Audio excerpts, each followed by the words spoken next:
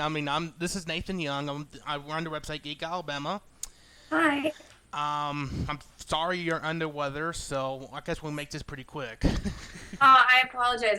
I laid down for 2 seconds and then was like, oh, We all have our days when we get a little sick and get under weather. It just yeah. happens. So okay, are you ready to go? Yeah. Okay. I'm going to. I am recording a voice-only version of this interview. So are you okay with that? Yeah. Okay. All right. I'm gonna got a few questions here I've already written down. Um, how do you get the inspiration to start Classic Alice on YouTube? It was actually a friend of mine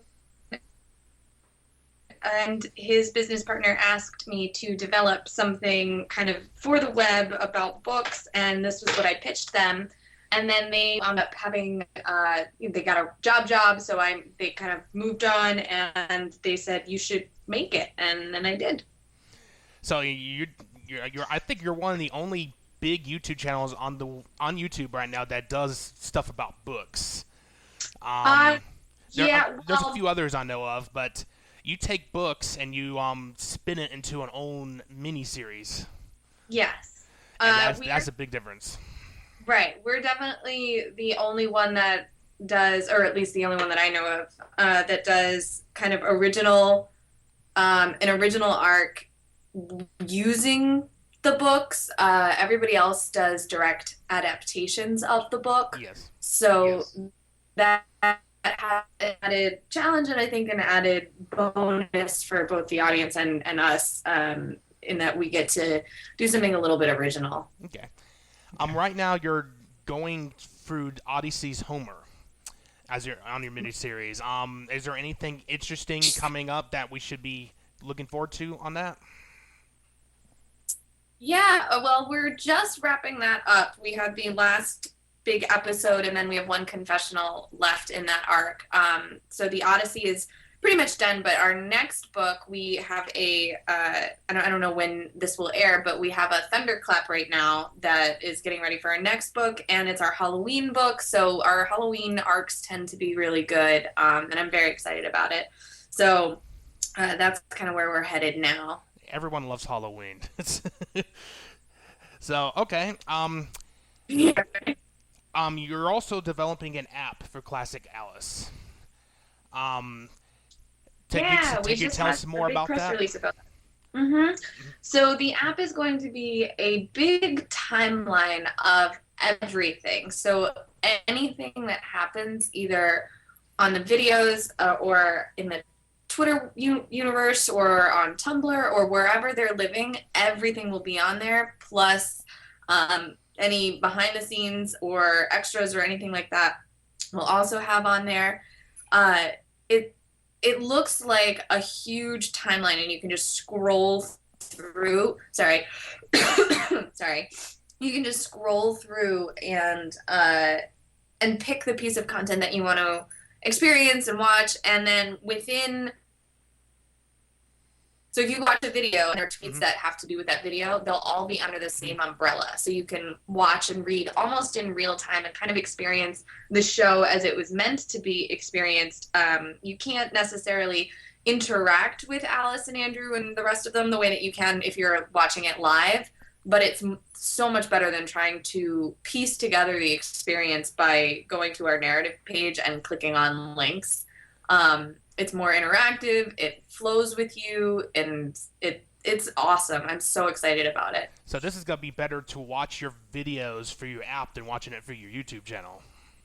I think so. You think I so? think it'll be, yeah, I think so. And I think also, I mean, you can watch it, you can still watch it live on whatever, platform you want and still interact with the characters, because the plan is to have it um, released early enough that we're not finished with the show. Hmm.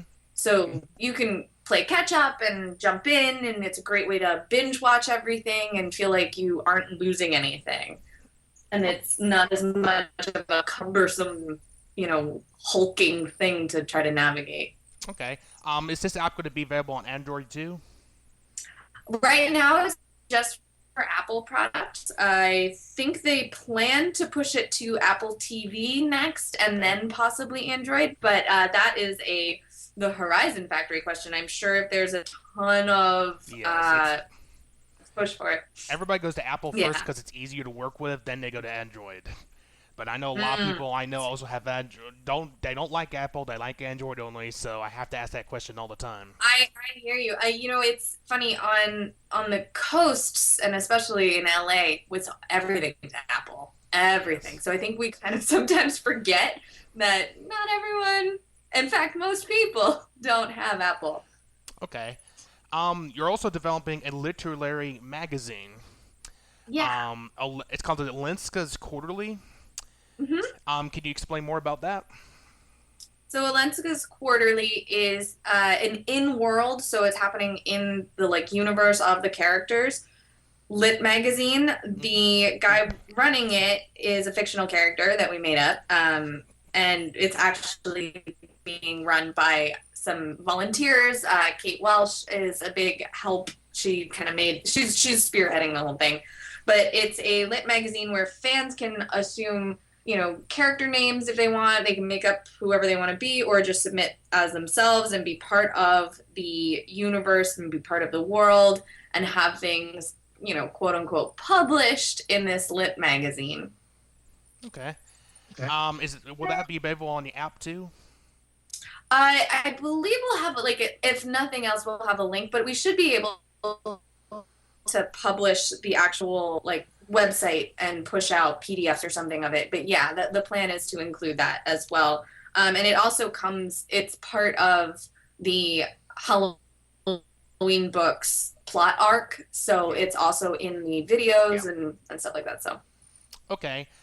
You've also been developing other side series. One of them has been called Musica Mundiana. Mundana, yeah, Yes. it's a music term, it's like music and math term.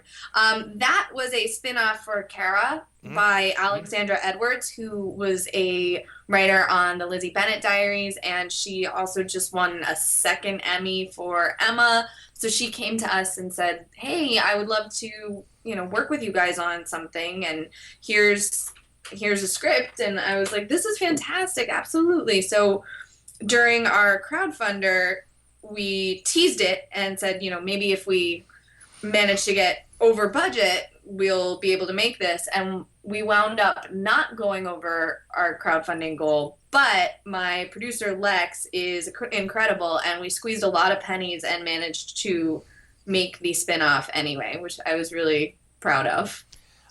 Okay. Do you have or are there other spin-off ideas coming soon to your channel, or No, just that's it? nope, that's the only spin-off. Okay.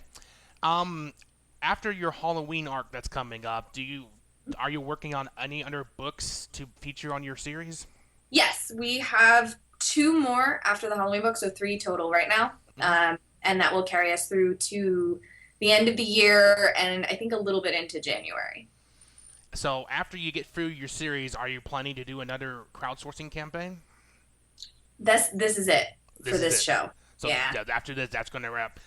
So if this is going to be in your show, do you have any ideas for a new show after this one, or you're just too early to think about that right now? Well, that's always the question. Right now, I am reading and shopping around some features. I would like to develop kind of an indie feature. That's where I want to go next. I want to, for me, just as an actor, push away from the, cute Alice character. So Yeah. something a little more gritty, I think, would be fun for me. As far as web stuff goes, Chris O'Brien, who plays Ewan, he and I shot a short recently that I have three more shorts in that world with those characters, so we might, finish those out, plop those online, that kind of thing. But right now it's a reconnaissance stage of development where I'm reading a lot of scripts and taking a lot of meetings and that kind of thing. Okay. Well, one of the most interesting things on your YouTube channel is your sock puppet theater. Um, are you going to do more of those, or the ones you have on there are going to be only ones you do? The ones on there are it. We had a crowdfunding perk that was these sock puppet theater things, so we shot all of those and uploaded them.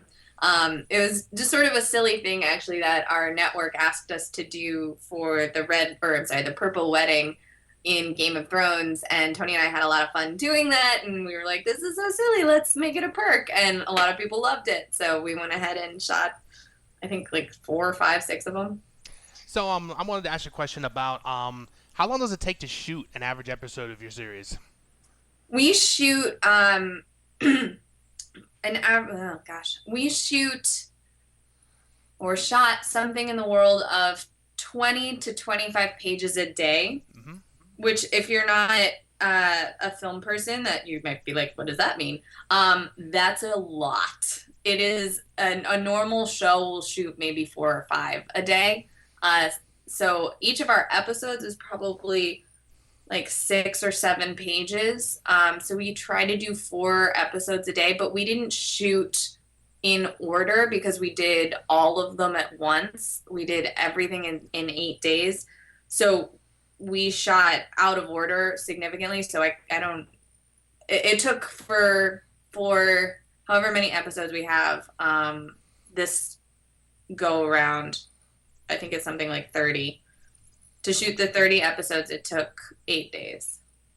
So is there, since you're after you get the series wrapped up, was there any books that you really wanted to do, but were you Oh, yeah. blocked to do? Yeah. Or? Yeah. I mean, I would love to do a ton of books that, some of them are copywritten, so I can't do that.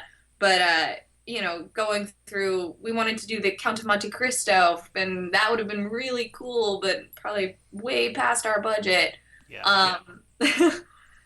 There were, oh gosh, there were so many floating around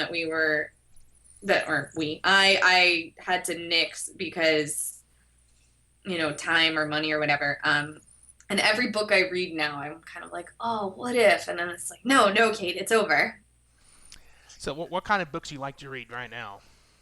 Right now, I am reading the Name of the Wind series, which is a fantasy series. I love it. I love Game of Thrones, so like very fantasy-y. But I kind of rotate between, a contemporary book and then a classic novel or a nonfiction book. So I also just read a book about ISIS and how that terrorist organization came about and that kind of stuff. So I flip back and forth. I like learning. So That's kind of what I like to do. I'm more of a nonfiction type of person, yeah. and I just like reading. Like I'm into politics and Hmm. what other people do nonfiction wise right now. So there's a lot of that going on, especially with this presidential Yeah, campaign. So I'm gonna have plenty to read for a while. I bet. um, so I'm gonna wrap this up by do you have anything to say to the fans that like your series? Of course. I mean, I'm so glad that they're watching. I hope that they're enjoying this season. It definitely takes a darker turn. It's already taken a more grown-up tone, and I think they've really noticed that. I love when they're engaging and talking about it and writing us and tweeting and just, getting not just getting the word out, but having discussions, because this season I think also is very heavy in gray areas. So there's a lot of room for, is this acceptable? Is this appropriate? Who's right? Who's wrong? How are they wrong? Are they both wrong? And that kind of stuff. So I hope that it encourages more complex thought than, this guy and this girl get together. Um, so yeah. All right. Well, this has been I've been chatting with Kate Hackett from Classic Alice, and I thank you very much for this interview. Oh, thank you. All right, and y'all have a great day. Thank you. Okay.